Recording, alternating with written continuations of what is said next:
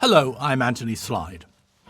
What we are watching is a relatively recent restoration, I believe from 2015, of Drifting by the International Museum of Photography at George Eastman House, based in Rochester, New York.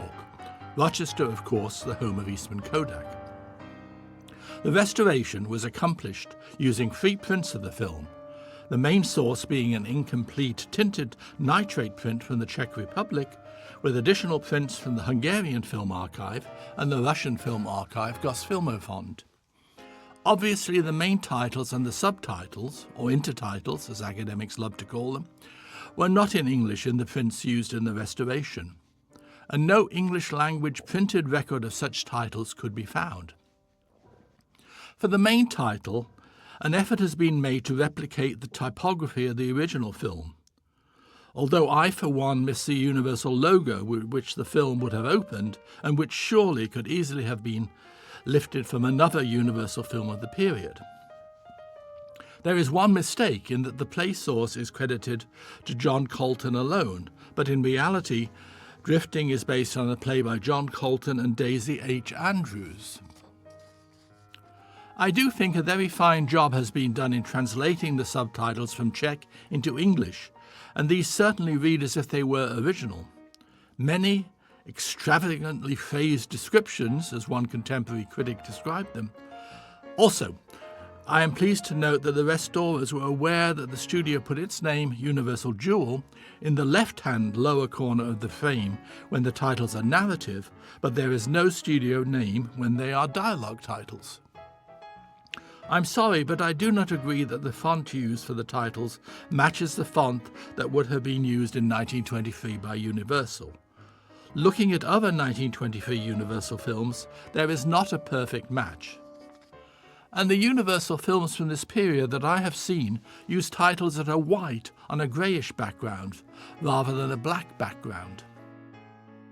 Viewers will note in the bottom right corner of the titles there is an acknowledgement as to their source, and I agree this is relatively unobtrusive and does prevent any confusion as to the provenance. It also makes clear that these titles are not the authentic titles from an original American release print of Drifting. While I have been talking about the restoration, the film proper has started, and I missed the opportunity to point out the fantastic moving shots of a couple of Shanghai streets. Yes, stock shots, but great stock shots that look so good that they might have been shot yesterday rather than almost a century ago. The first part of the film is set in Shanghai, which lies on the Yangtze River, and hence the name of the street here, which I do not believe actually exists. In the 1840s, the city became a major seaport, a so-called treaty port open to foreign business interests. It was divided, rather like Berlin after World War II, with separate sections administered by the British, the French and the Americans.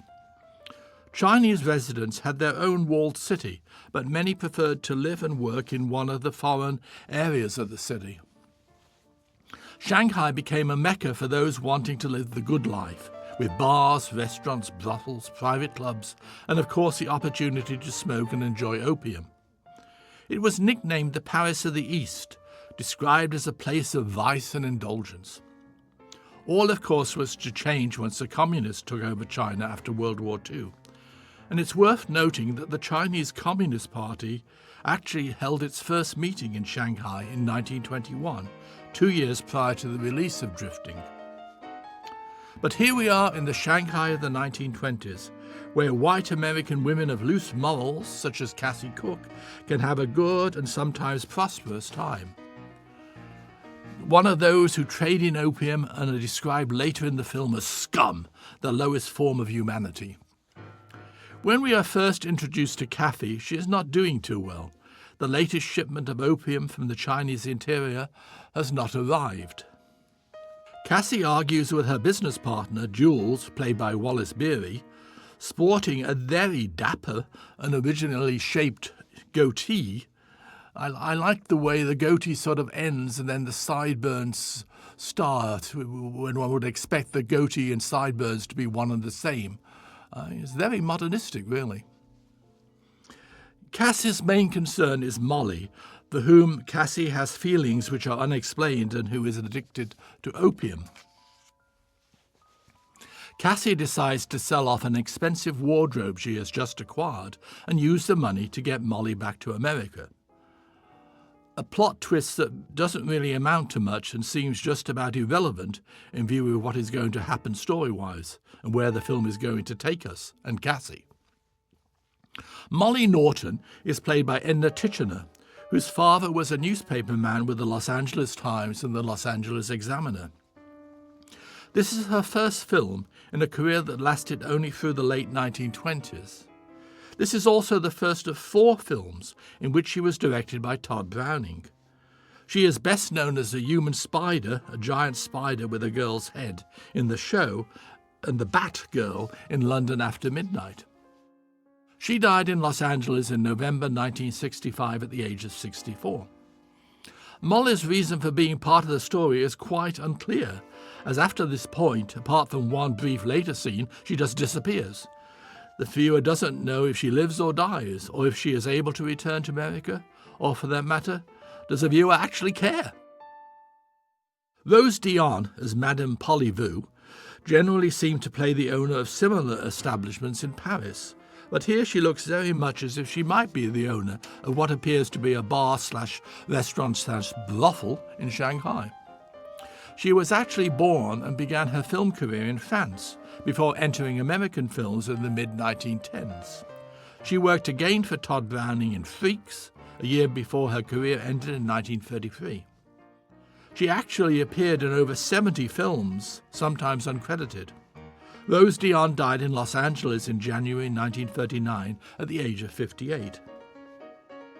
She doesn't do too much in Drifting, except for having a verbal altercation with Priscilla Dean, and you don't really need titles or dialogue to understand the gist of her conversation.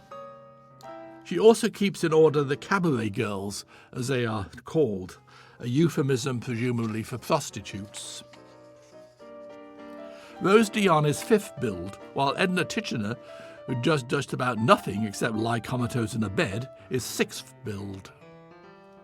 Perhaps there was footage shot of a happy or sad ending for Molly, but presumably the length of the film was such that it was determined to be superfluous.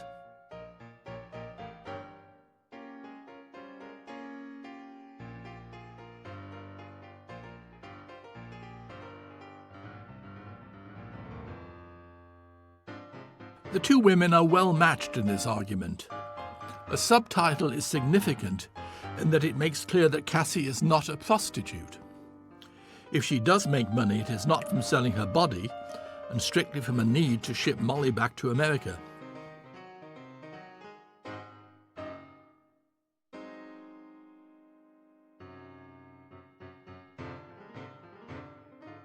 I suppose the Rose Dion character is named Polyvou as a play on the words in the phrase Parlez-vous française.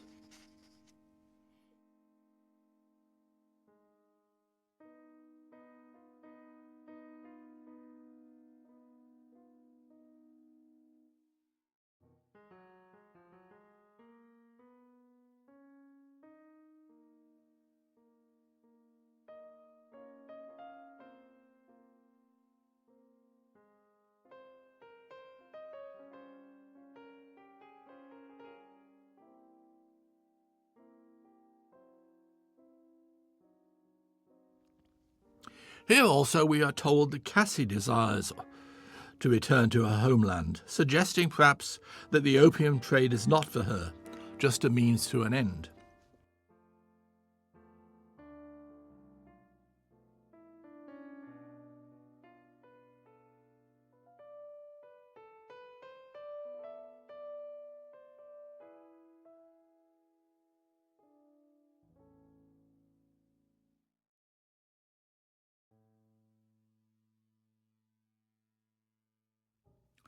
The action moves now to the hinterland, to Hang Chow, where more principal players are about to be introduced.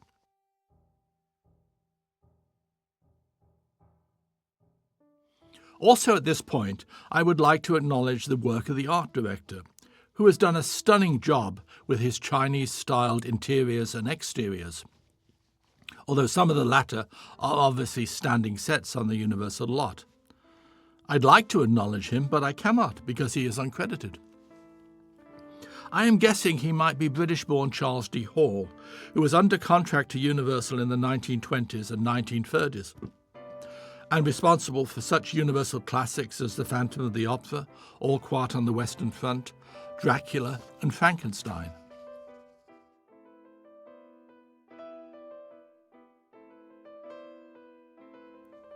Playing Billy is 4-year-old Bruce Guerin, who appeared on screen between 1922 and 1925, and whose most prominent role was in Joseph von Sternberg's 1925 production of The Salvation Hunters.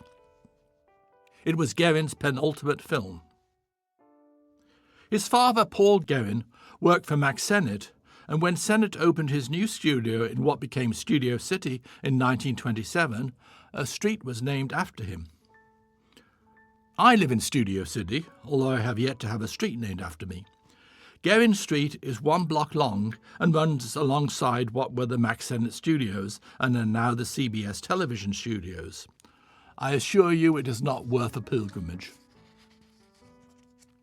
Drifting might supposedly be set in China, but there is a paucity of Chinese players among the principal roles. One might believe that William V. Mong, playing Dr. Lai, is Chinese because of his surname, or, for that matter, because he makes a good upper-class Chinese character. But of course he is actually American, born in Pennsylvania in 1875, and he is simply a very good, character actor who had earlier worked in vaudeville and the legitimate theatre. He would praise the early stock companies for teaching him how to act and to achieve various characterizations. Mong's career lasted from 1919 through 1939, and I think he played a Chinese character in only 2 other films. And speaking of Studio City, William V. Mong died here in December 1940.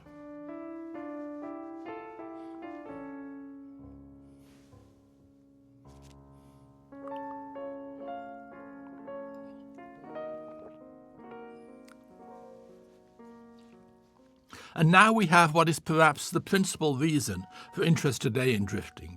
Not its star or its director, but rather a principal supporting player, and the only major player in the cast who is of Asian descent, Anna May Wong. A perfumed presence in that perfumed garden. She seems somewhat naive in her love for the leading man.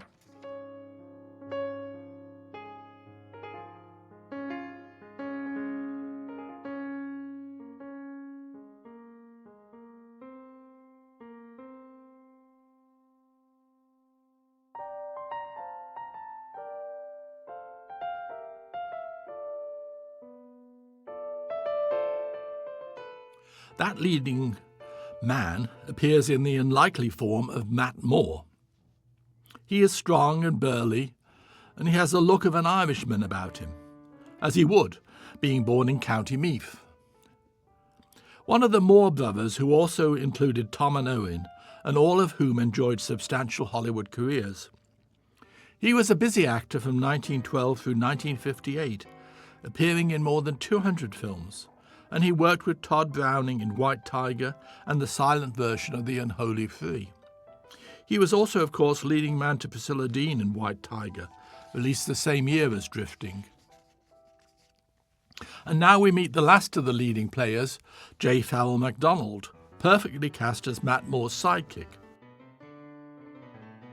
Matt Moore's credits are as nothing compared to those of J. Farrell MacDonald, who appeared in more than 330 films between 1910 and 1951. Of Irish descent, J. Farrell MacDonald was born in Connecticut in 1879 and entered the film industry thanks to Universal's Carl Laemmle. There are some major films to his credit, including Sunrise, The Power and the Glory, Showboat, and A Tree Grows in Brooklyn. He appears in many of Preston Sturgis's films, but he is best remembered for his work with John Ford, appearing in some 25 of the director's films. You always feel affection for this comedic character actor whenever he appears on screen. Yet somehow you know he must have been a nice guy. Don't let his sometimes stern demeanour fool you. J. Farrell MacDonald died in Los Angeles in August 1952. In 1924, the fan magazine Picture Play wrote that Bruce Guerin is individually himself. His talent is a sort of cross between Wes Barry's boyishness and Jackie Coogan's pathos. His work is that of a youngster gifted beyond the ordinary, but above all of an absolute naturalness. In later years, Bruce Guerin became a pianist, a piano-playing member of the armed forces in Hawaii during World War II, and entertaining for 14 years at the Fog Cutter restaurant on La Brea Avenue in Hollywood. In 1969, he returned to Hawaii and took up residence as a pianist there, and he died in Hawaii in June 2012 at the age of 93. As we watched William V. Mong's gentle yet firm performance, we are aware that all the actors, even the little boy, are understated in their characterizations, and presumably credit for this should go as much to director Todd Browning as to the actors themselves. This lengthy scene is actually important because it uses all those whom I might call the secondary players in the film. You don't need Priscilla Dean, or for that matter Wallace Beery, to be present. These players are very much in charge of the situation and the scene.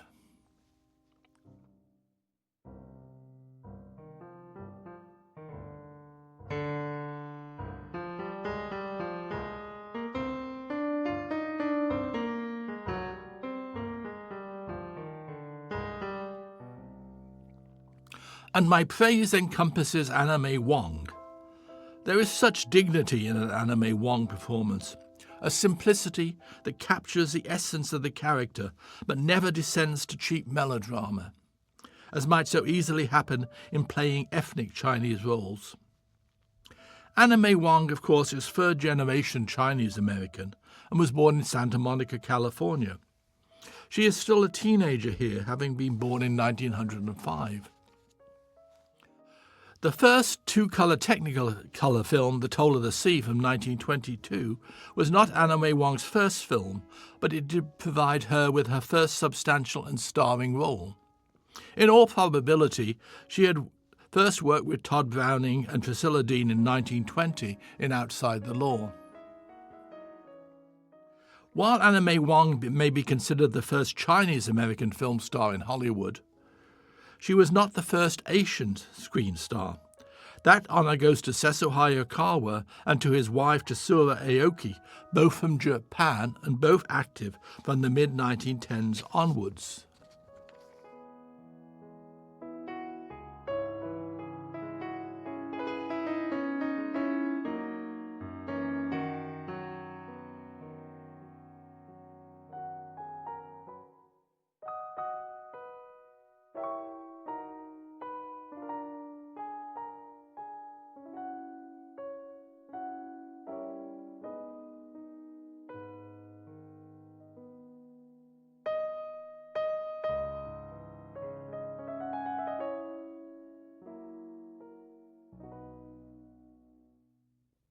Back to Shanghai and to the city's racetrack, which had opened in 1862, with a grandstand that was claimed to be the largest in the world.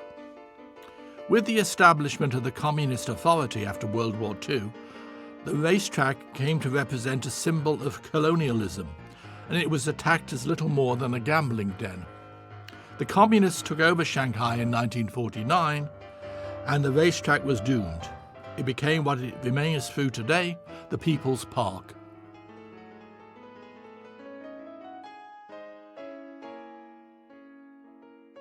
Drifting provides Wallace Beery with an opportunity to play a more sophisticated role in terms of both performance and attire. One usually associates him with drunken, unruly performances in films such as Min and Bill with Mary Dressler or The Champ with Jackie Cooper. I have had the good fortune through the years to know a number of major stars of the 1920s and 1930s, and none of them had a good word to say for Wallace Beery, all complaining of his arrogant, boorish behaviour. Apparently his one-time wife, Gloria Swanson, had much the same opinion of him. However, somebody at the studios must have liked him, ensuring a career that began in 1913 and ended in 1949, almost 250 films, all manner of productions, from Free Ages with Buster Keaton through Dinner at 8 with Jean Harlow. He once said, "My ugly mug has been my fortune, but here in Drifting he looks quite handsome and sophisticated." Wallace Beery died of a heart attack in Beverly Hills in April 1949 at the age of 64.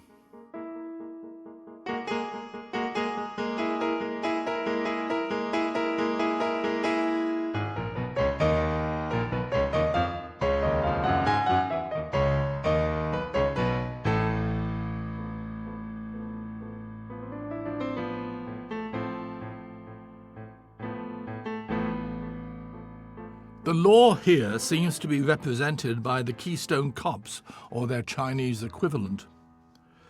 The lesser cops seem actually to be Chinese, but the lead cop is quite definitely a member of the Max Sennett School of Acting. He has been identified as Russian-born Benunsky Hyman, whose performances on screen from 1920 through 1931 are usually uncredited. His most memorable role is probably in Valentino's The Son of the Sheik. This incredibly unfunny little fellow died in June 1948 at the age of 65 in Camarillo, California. He had for 12 years been a long-time resident at the state mental hospital there. I don't know where the racetrack scenes were shot, if they are stock shots or specially shot for this film. Certainly the location seems to be Southern California rather than the East Coast. No, looking at them closely, I don't think these are stock shots. They were actually directed by Tom Browning. But where? There was a horse racing track in Culver City in 1923, and this might be the one used here. All the famous Southern California racetracks did not open until much later, so this is quite definitely not Santa Anita or Del Mar.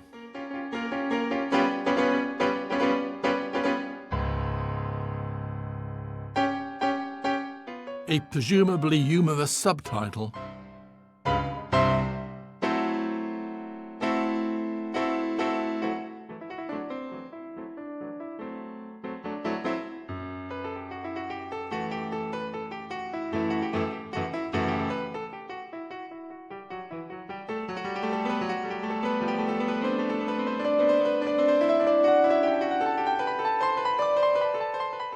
The film descends into farce, and if nothing else, proves that Todd Browning was not very good at directing comedy.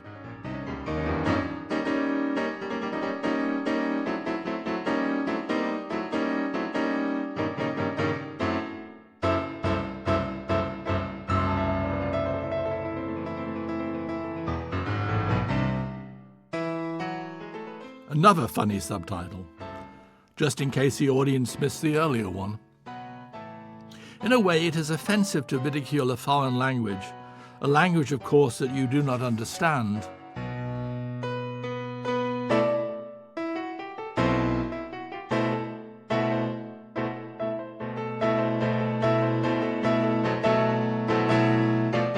We shouldn't forget that Priscilla Dean began her Universal career in 1916 with comedians Eddie Lyons and Lee Moran in their Hallroom Boys comedies. In old age, she reminisced that the happiest moments of her career were appearances in those shorts, that she enjoyed playing comedy and too rarely had the opportunity later in her career. She had a further chance at comedy in 1927 when her days of stardom were over. She was cast, top billed in fact, with Stan Laurel and Oliver Hardy before they were really teamed in Slipping Wives. Hardy is her butler, and Stan Laurel is a paint salesman hired by Dean to pretend to be her lover and make her husband jealous. Rose Dion makes her last appearance in the film and appears suitably agitated, if not exactly funny. It is hardly sophisticated comedy. Molly reappears for the last time, and the pace of the film changes. Compare the two acting styles. The melodramatic gestures of Edna Titchener and the quiet yet forceful underplaying of Priscilla Dean. It is not that difficult to lip-read what she is saying, and it all coalesces with what the subtitles are telling us is happening.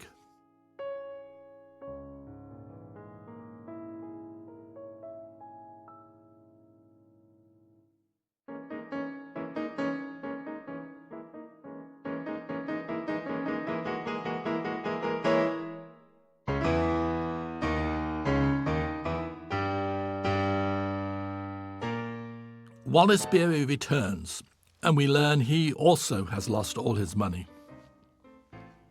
The two actors work well together, obviously why they were paired not only here, but also in Wild Honey in 1922, The Flame of Life and White Tiger, both in 1923. Wallace Beery's brother Noah was also in Wild Honey. It is not clear what is the relationship between the two characters. Is it sexual? Are they nothing more than partners in crime? One must assume the latter.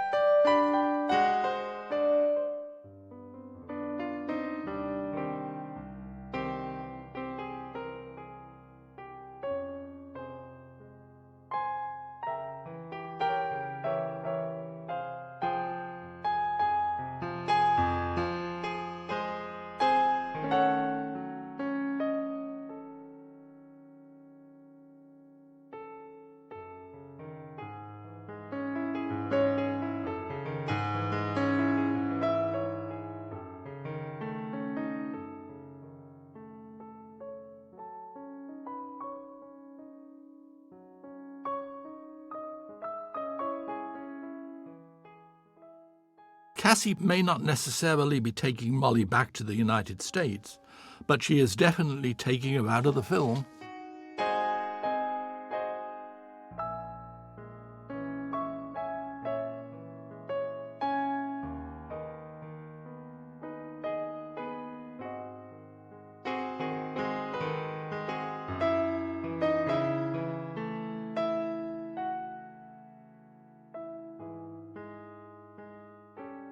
As Cassie packs, it is obvious she has not lost all her clothing.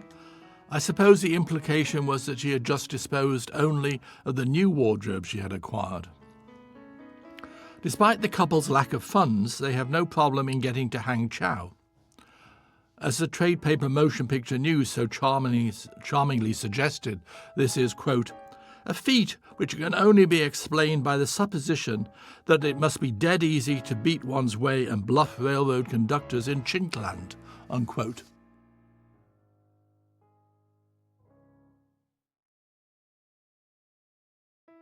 We are now back in Hang Chow for the rest of the film. In preparation for this audio commentary, I looked up the Los Angeles Times obituary of Priscilla Dean back in 1988, and I was surprised to find a quote from me, describing the lady as one of the great dramatic actresses of the silent screen. I certainly wouldn't renege on what I said back then, but it did make me think just how badly the great dramatic actresses of the silent screen have fared in terms of audience recognition and respect today. Modern audiences know some of the silent comedians, most notably Buster Keaton, but they are not really aware of Priscilla Dean or, say, Norma Talmadge and Alice Joyce, two other great and constantly reliable dramatic actresses. All knew how to give a restrained performance, and they were all reliable. It really is too bad that audiences interested in silent films do not flock to films starring this caliber of actress, and sadly they really don't. Watching this film, I am confirmed in my opinion of Priscilla Dean as one of the great dramatic stars of the silent screen, a most underrated one. She is also very much an actress willing to take a risk in taking on an unsympathetic role such as Cassie Cook.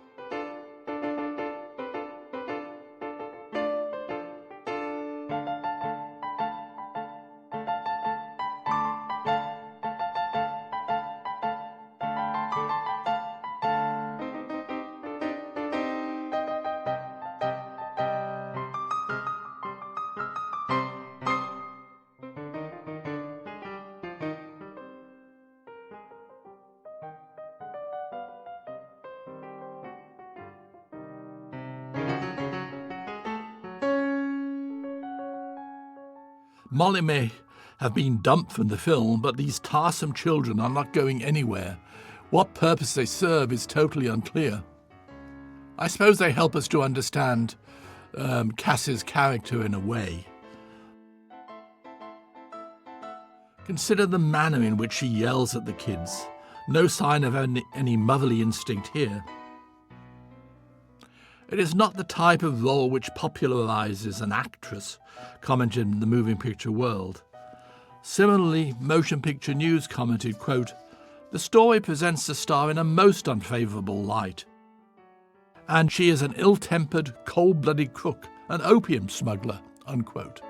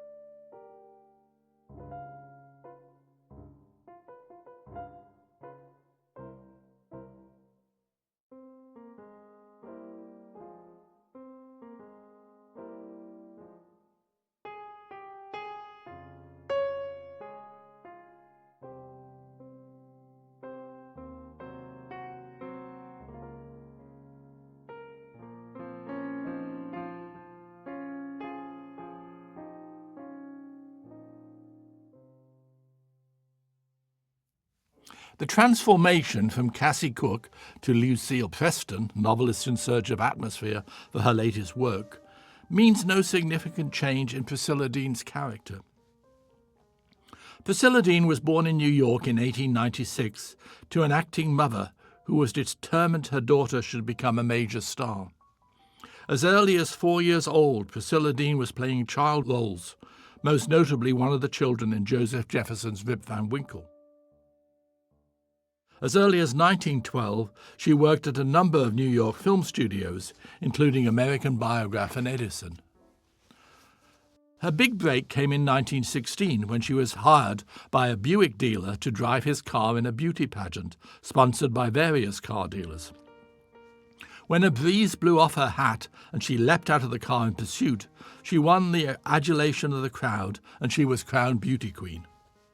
Almost simultaneously, she was signed to a contract with Universal and remained with the studio for the next 9 years.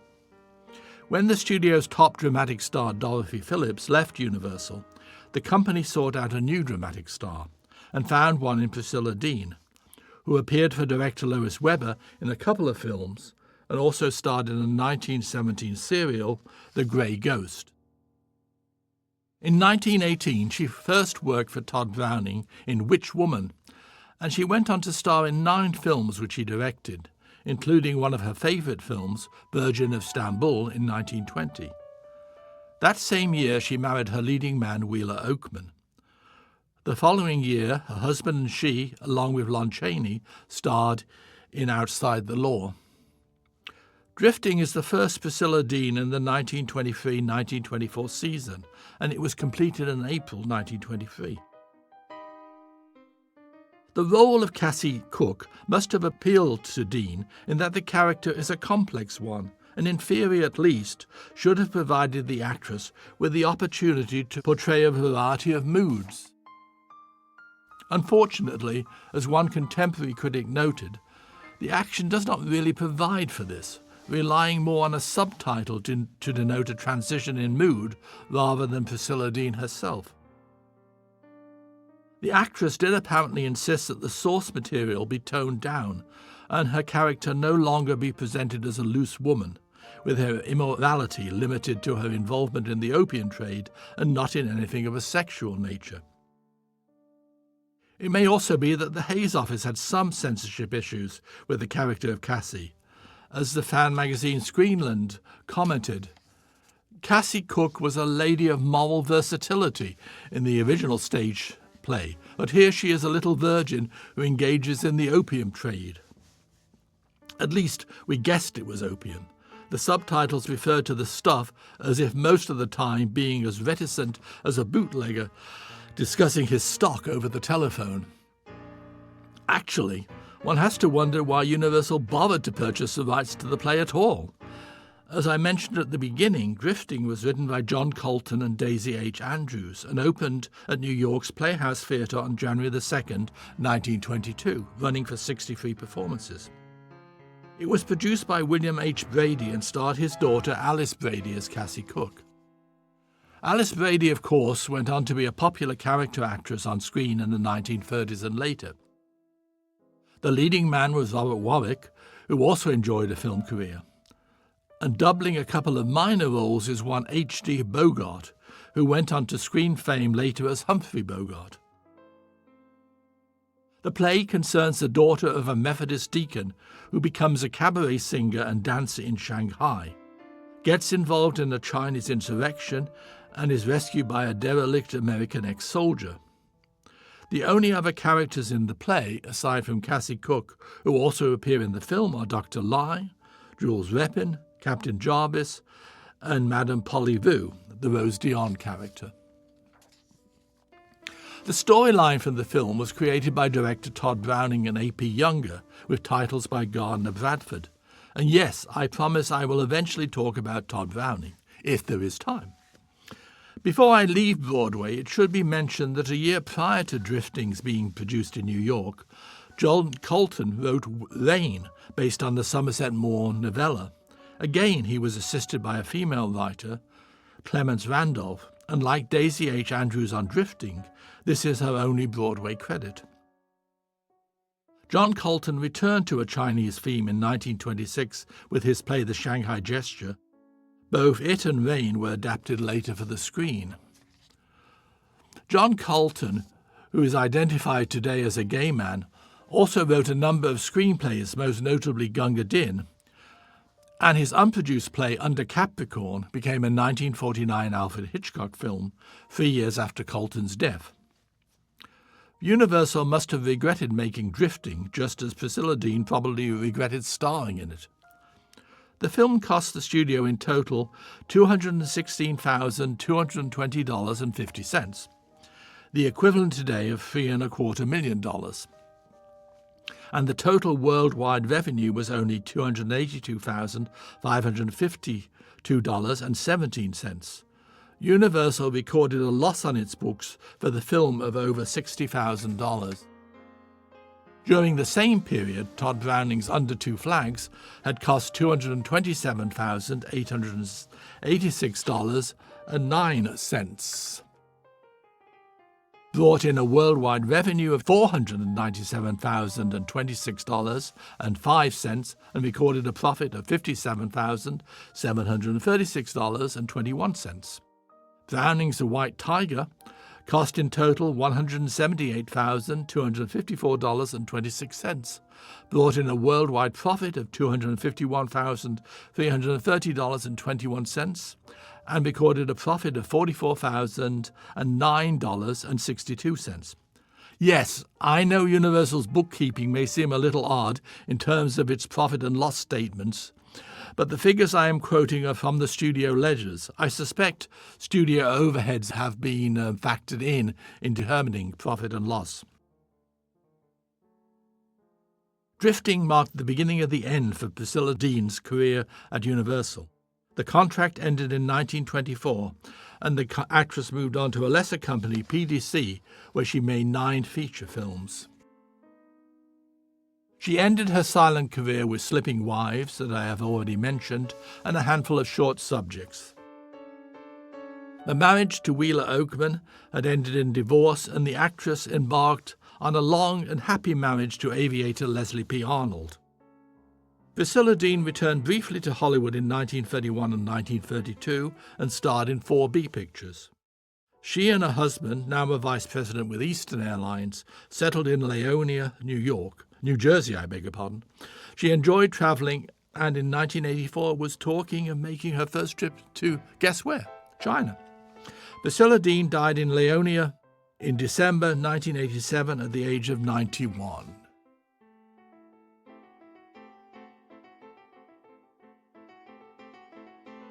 While I have been talking, a somewhat bemused Priscilla Dean is headed for the mine, and again here we note how quiet and subdued is Anna May Wong's performance. Her love for the Matt Moore character is most touching, if somewhat overwhelming. I am mindful that the fan magazine Screenland firmly asserted, quote, "Such acting as exists in drifting is contributed by Anna May Wong," unquote. And again here, we have to question the choice of Matt Moore as leading man. We are not alone in our concern, as contemporary reviewers were equally dubious as to his talents. The Honolulu Advertiser commented, quote, "His facial expressions are limited to about 3 combinations, and the imagination is a bit overwhelmed trying to figure out what is in his mind when the occasion demands a 4 or 5th, unquote. Motion Picture News put it bluntly, writing, "Matt Moore is not very well suited to the role." Similarly, Exhibitor's Trade Review wrote that Matt Moore is not a particularly impressive figure. Matt Moore offers such a placid and bland characterization. There is only one outburst as he seems briefly to lose his temper when he denounces those who sell opium to users who are more to be pitied. And there is only one action sequence involving an overly long knife fight with the Wallace Beery character.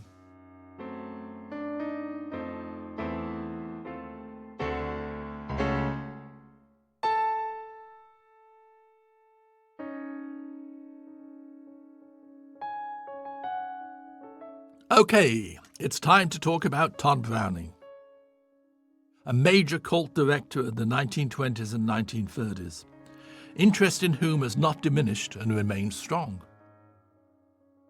While Drifting predates Todd Browning's classic work with Lon Chaney at MGM and the later cult classics from the talkie era, Dracula, Freaks and Mark of the Vampire, the director had already worked with Chaney at Universal prior to making Drifting.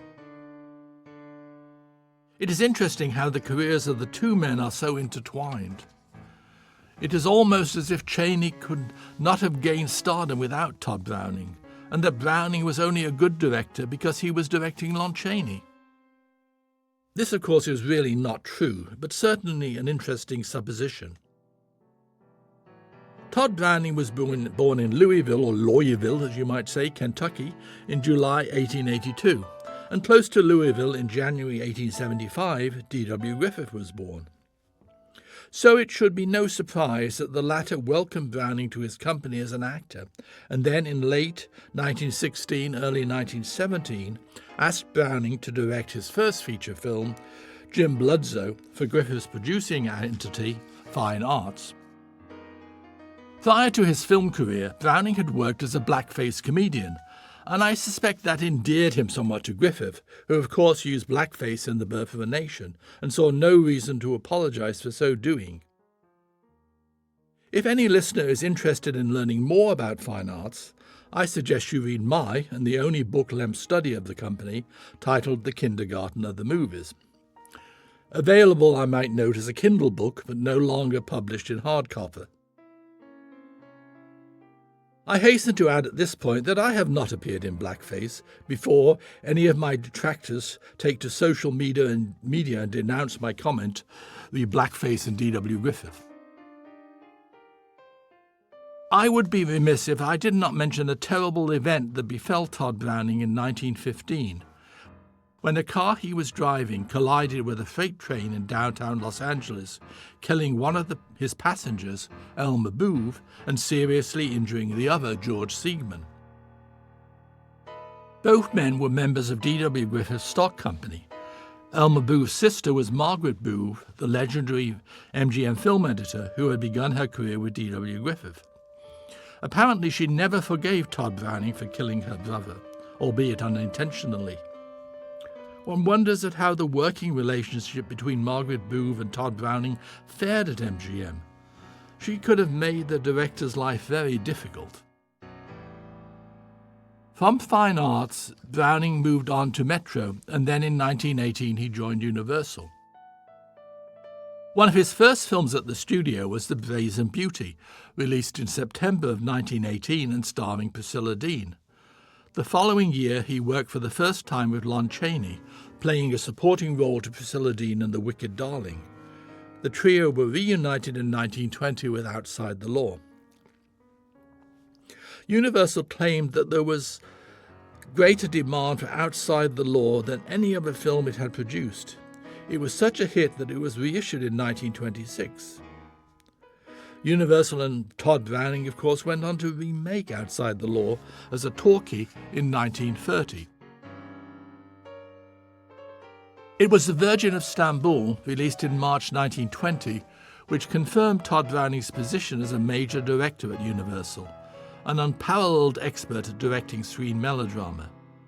It also gave him the opportunity not only to direct Priscilla Dean again, but also her husband Wheeler Oakman and Wallace Beery. Todd Browning's career almost came to an end after Drifting. Browning made one more film with Priscilla Dean, White Tiger, and then, as the fan magazine Motion Picture Classic put it, quote, "He could not get a job because he was otherwise occupied in trying to drink up all the bad liquor in the world," unquote. It was producer Irving Thalberg, with whom Browning had worked at Universal, who signed the director to an MGM contract. His first film for the studio, released in the summer of 1925, was The Unholy Three, starring Lon Chaney. The rest, as they say, is history. Todd Browning continued to direct through 1939. He died in Malibu, California in October 1962 at the age of 82. While he was often presented as some kind of secretive and mysterious figure in the film industry, the Edgar Allan Poe of Hollywood, he was, according to his friends, extremely friendly and not at all mysterious. His personal obsessions perhaps had little to do with his cinematic style. Watching Drifting and pointing out its faults, as I have been doing, I must confirm there is absolutely nothing wrong with the direction, except perhaps occasionally when the director does not get across to some of the actors that there is a need to try a little subtlety. Apparently in many of his silent films, Browning would insist on his non-English language characters speaking in their native tongue while shooting. As far as I can ascertain, this is not true of Drifting, perhaps for the obvious reason that all but one of the supposed non-English language speaking characters are actually American and not foreign. One can well echo the sentiment of Motion Picture Classic that Browning was a stylist among stylists. Contemporary reviewers were somewhat mixed in their response overall to the film. The Chicago Tribune wrote, quote, "It was colourful, well-directed and well-played. For a program picture, it had one stunningly staged revolution. Lots of atmosphere too," unquote. Of course, it's not really a revolution as such, more a revolt, I might say.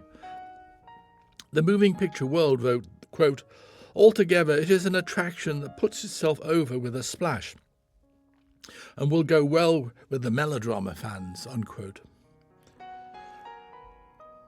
Dramatic, heartrending and thrilling, opined the New York Evening Journal.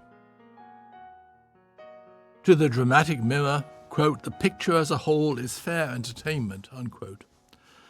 The New York Post was of the opinion that the staging and photography of this play are good, but the sum of the matter is that the story doesn't ring true. Well, of course it doesn't. A publication titled Visual Education wrote, quote, "The picture is very vivid and well done," unquote, but warned, quote, "Since it deals with the life of the underworld, It is for adult contemplation, unquote. Of the direction specifically, Motion Picture News wrote, I quote, "As a whole good, but action has been allowed to drag in the early reels, and some of the extras are badly miscast. The director, however, has worked his picture up to a fine and thrilling climax," unquote. Exhibitors Trade Review found fault with the direction, noting, quote, "The picture has its thrill moments and melodramatic punches, and the Oriental atmosphere is well developed and preserved. But so far as weaving a plot into compact, convincing order, the direction slumps heavily," unquote. The most perceptive comment came from the anonymous critic in the New York Times, who described the film as, quote, "a very improbable story, directed with gusty flights of imagination," unquote.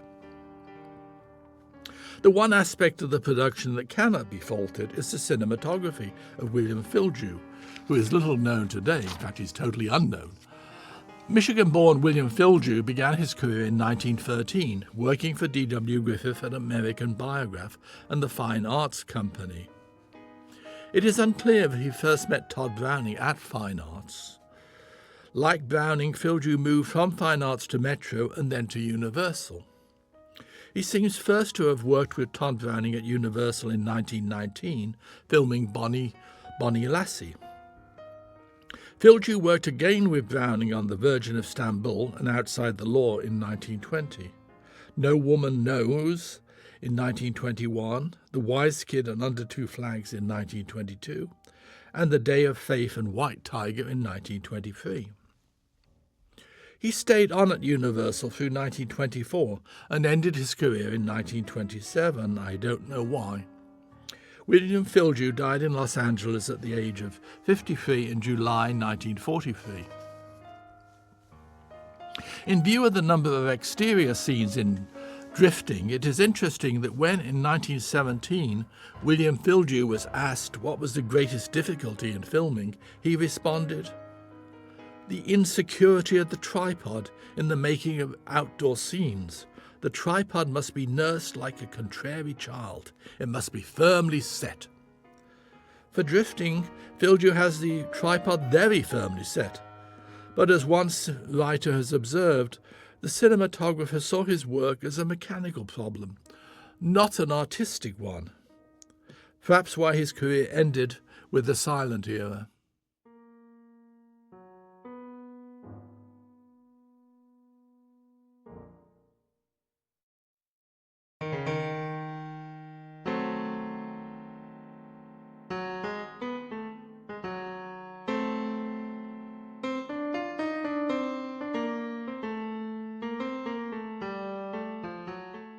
Wallace Beery proves that he can be quietly menacing, while Priscilla Dean displays an inner strength.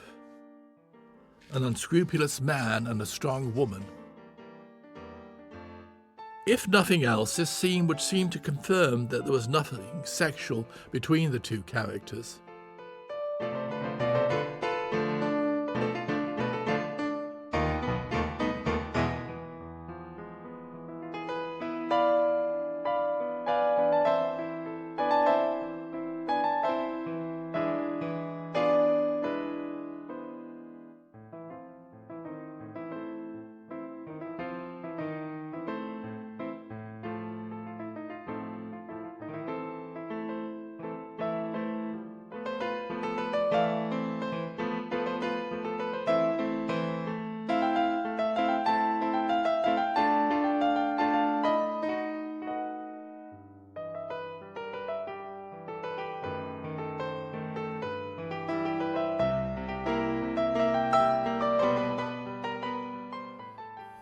I really do like Wallace Beery's goatee.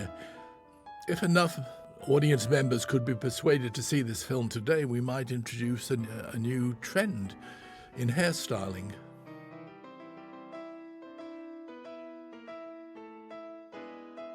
I don't think it's the sort of goatee you can manage to get trimmed at Supercuts somehow.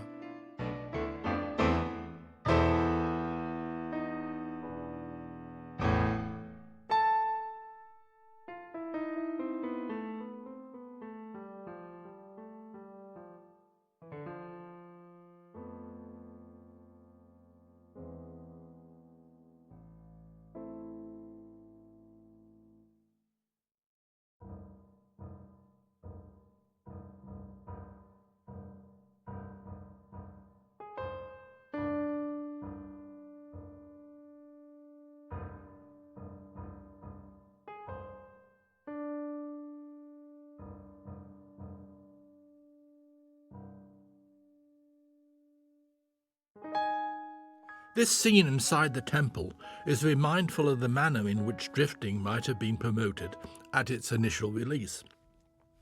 When it opened at the Capitol Theatre, New York in August 1923, it was preceded with a stage presentation entitled A Celestial Fantasy. One trade paper suggested dressing theatre staff in Chinese costumes and having the lobby decorated with Chinese lanterns and other Far Eastern pieces, whatever they may be.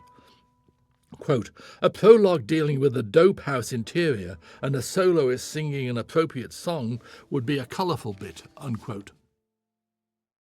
The film, by the way, may have opened in New York and Los Angeles in August 1923, but it did not reach Detroit until mid-December of that year.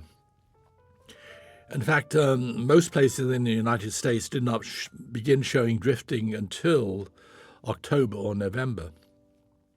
In the late 1910s and early 1920s, there were quite a few films with Chinese themes or Chinese settings. The Toll of the Sea from 1922 with Anna May Wong is one major historical production. Other fairly prominent titles include The Forbidden City, 1918 with Norma Talmadge, The Red Lantern, 1919 with Anna Nazimova, The Vermilion Pencil, 1921 with Cecil Hayakawa, pretending, and not for the last time, to be Chinese, and A Tale of Two Worlds, also 1921, with Beatrice Joy, who played quite a few Chinese characters in her career. As drifting proves, there was quite a need for Chinese extras in Hollywood during this period. Cecil Hayakawa notwithstanding, the extras had to be ethnic Chinese because ethnic Japanese refused to don Chinese attire and pretend to be Chinese. They considered it racially offensive and demeaning. Chinese extras probably knew this because, as Picture Play magazine reported, I quote, where $5 a day will compensate the Caucasian extra for a day's work without evening clothes, the citizen of the Flowery Kingdom will listen to nothing less than the clink of 7.5. They simply can't understand English when you quote lower terms. Chinese extras were also apparently somewhat temperamental. They would refuse to play any role they considered degrading, and for example would not play the part of Chinese men kidnapping white girls. There are so many extras visible in the scenes coming up that I expect a number are actually Caucasian, unidentifiable as such in Shadows and the Mayhem. In hiring Chinese extras, studios such as Universal would rely on an individual named Tom Gubbins, who was actually Caucasian, could speak Chinese, and could provide at that time as many as 160 residents of Chinatown. There is a good possibility that it was Tom Gubbins who first brought Anna May Wong to the attention of producers.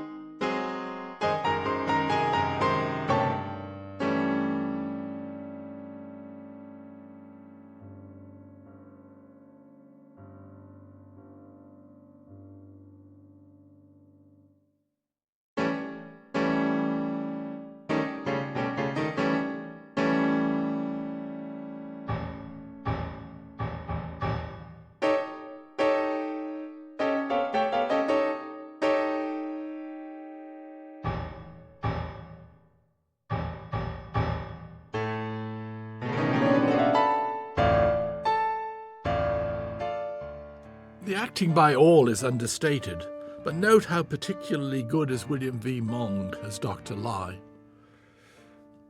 You may have noticed a scratch down the right-hand side of the frame. It is quite deep and would have been difficult to remove digitally. The restorers might perhaps have increased the size of the frame, thus cutting off a small portion of the right-hand side.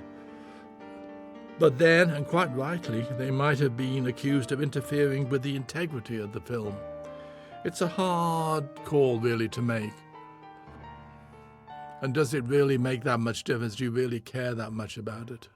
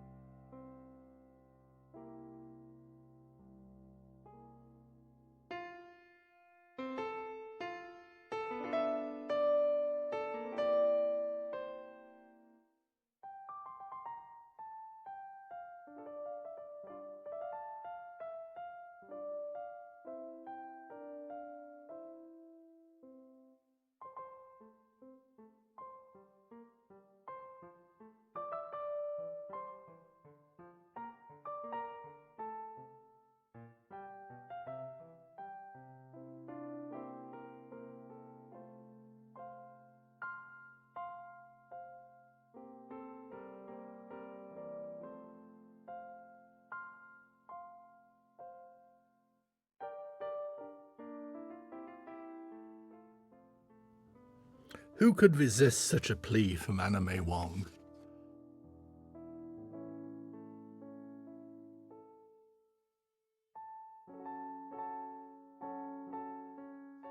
Look at the sincerity in that face, in those eyes.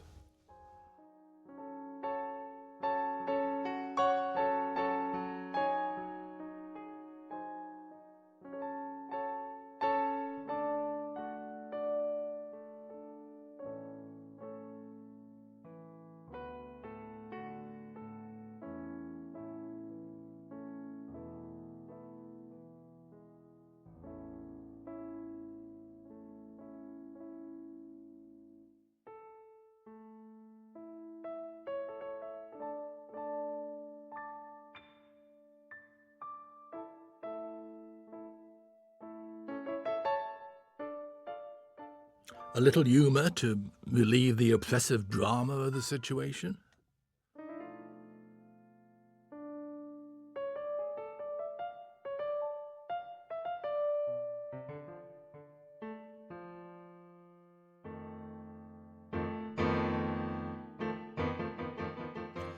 I am reminded that there is one supporting player whom I have omitted to mention, and that is Frank Lanning as Chang Wang. Always in small roles, he was on screen from 1910 through 1934, more than 100 films, including Todd Browning's The Unknown. He died in Los Angeles at the age of 72 in 1949. There you see a nice close-up of him.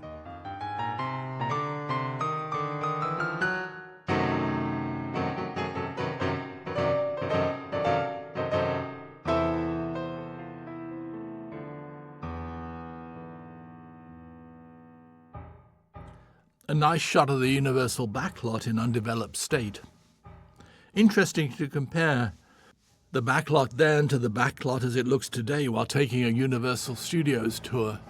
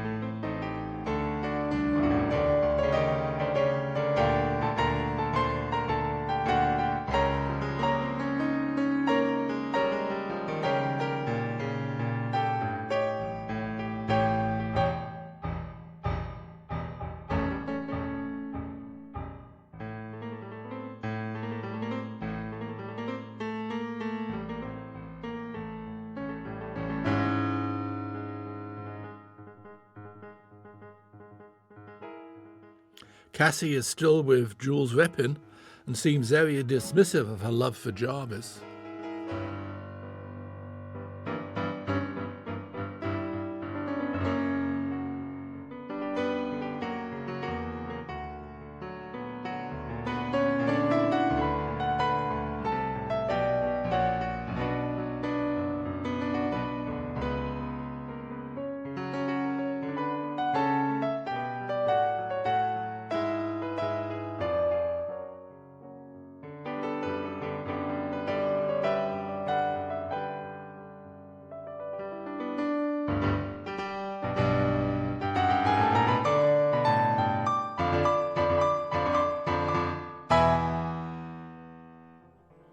It's quite amazing that all the Chinese villagers seem able to understand English and in order to disperse quietly.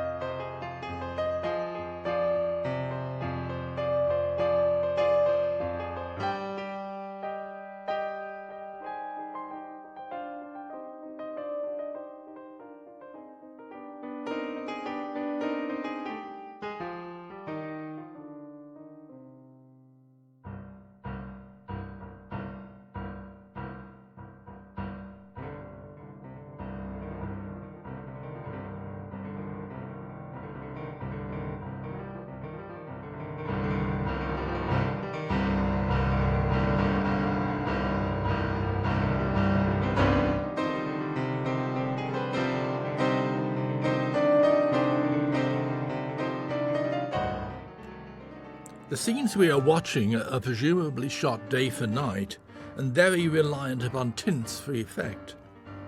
In fact, these scenes really show just how important tints can be.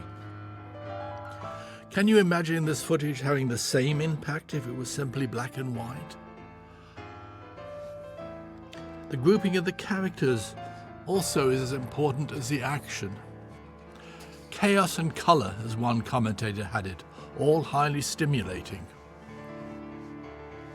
In a way, the climax now upon us does go a long way to saving the film from a sort of melodramatic inertia.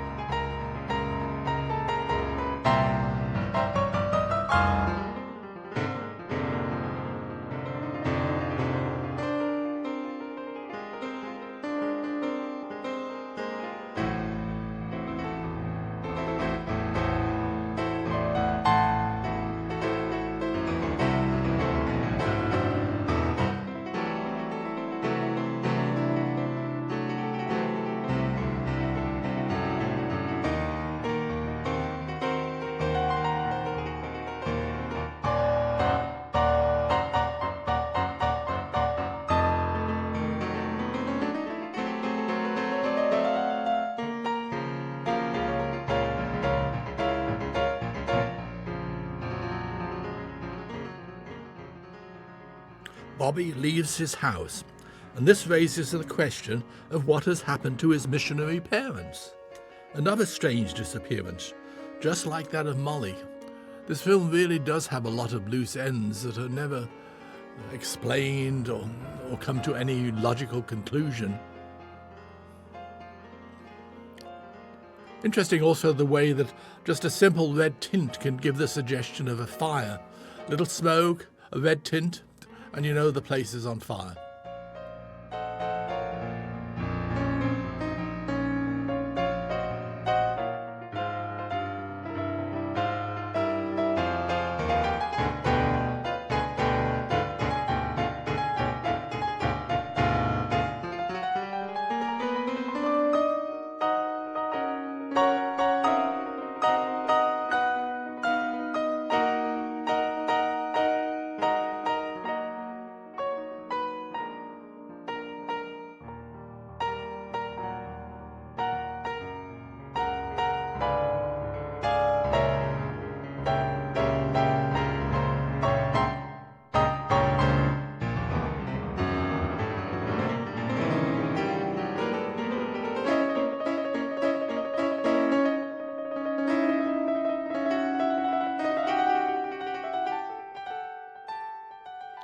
The endless knife fight between the characters of Matt Moore and Wallace Beery gets underway, with frequent and effective cutting away to other scenes.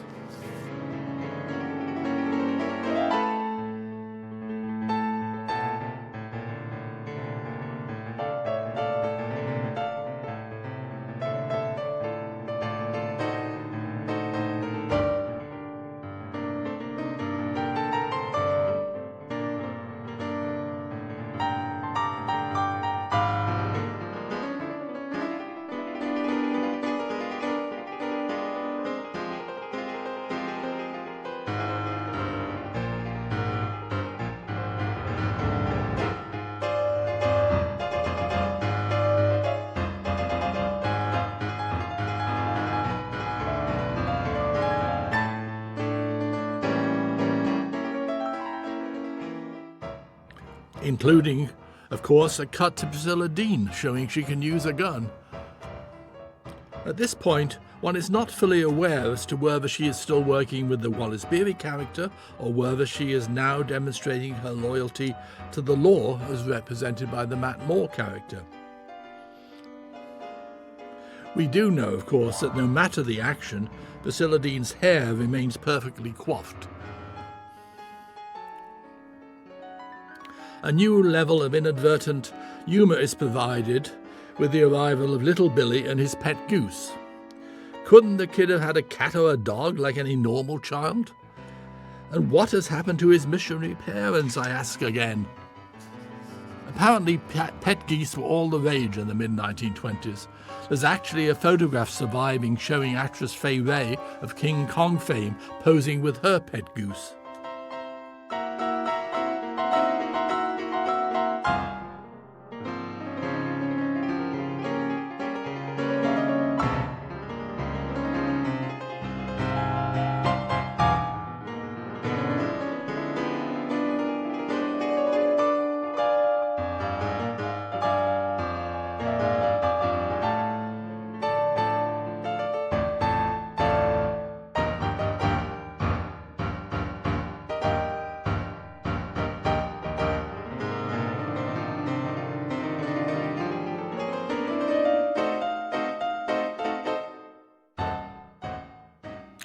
I find it rather amusing that because of the many marriages of his brothers Owen and Tom, Matt Moore was actually the brother-in-law of Alice Joyce, the brother-in-law of Rene Adoré, the brother-in-law of Catherine Perry, the brother-in-law of Grace Cunard, and the brother-in-law of Mary Pickford. Quite an accomplishment.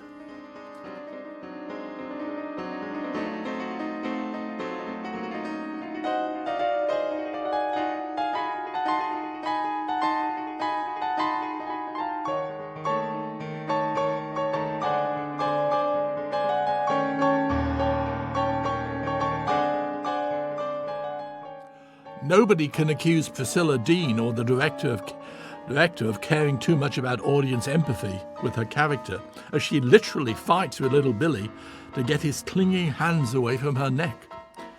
It is not the type of role which popularizes a star, remarked one critic in reference to this scene.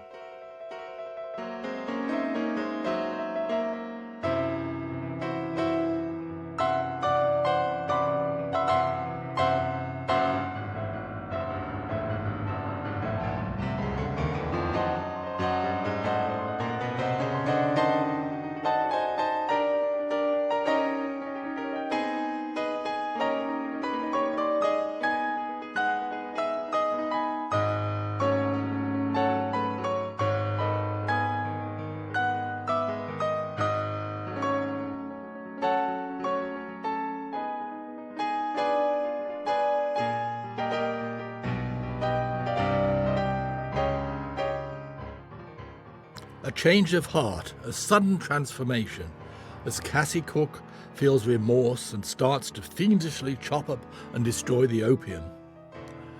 Can you really destroy opium that easily? It seems hard to me to believe this. Anyway, and we also have a change of heart from Anna May Wong's character as she comes to ask for help.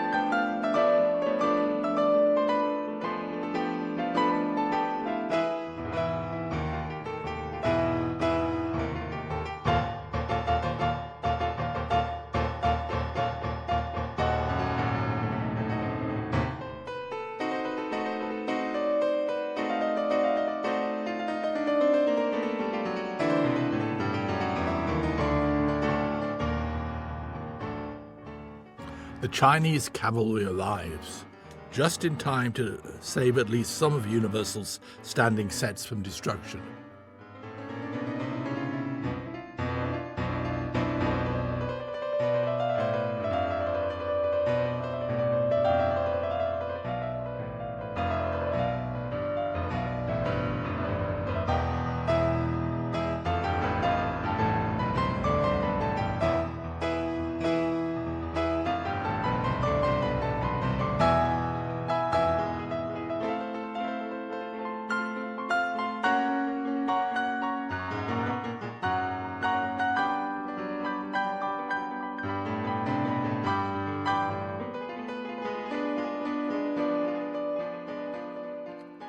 And we can all relax. The goose has been rescued.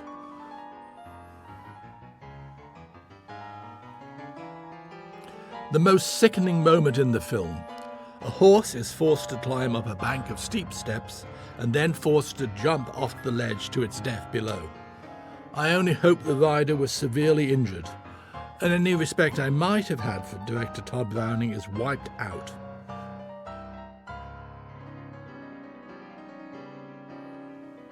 Another cut back to the fight scene.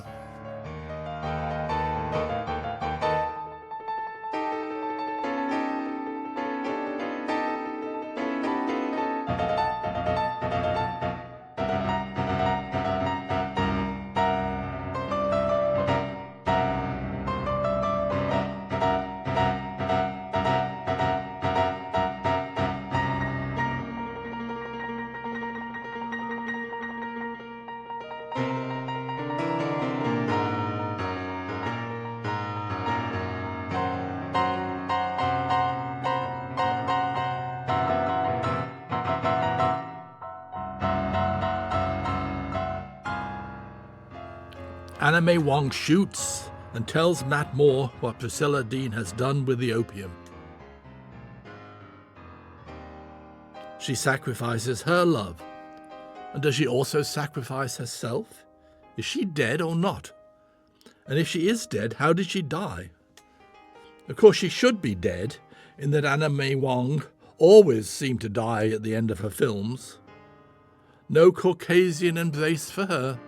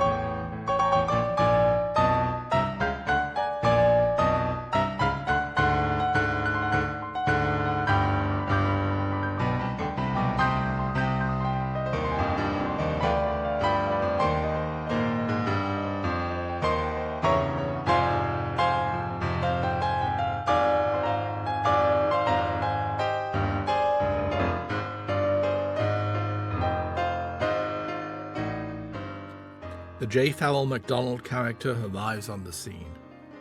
Was he the only man who has truly loved the anime Wong character?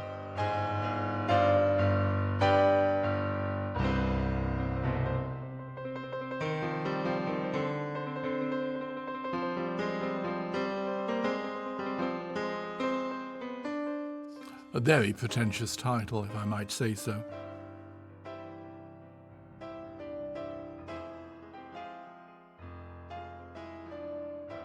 This is not how Universal films from this period would end. There would be the final shot from the film, then a cut to a title proclaiming it's a Universal picture, and then cut to a title not announcing the end, but finis, and the final fade out. And on that comment, this is finis for me, Anthony Slide. Thank you for listening.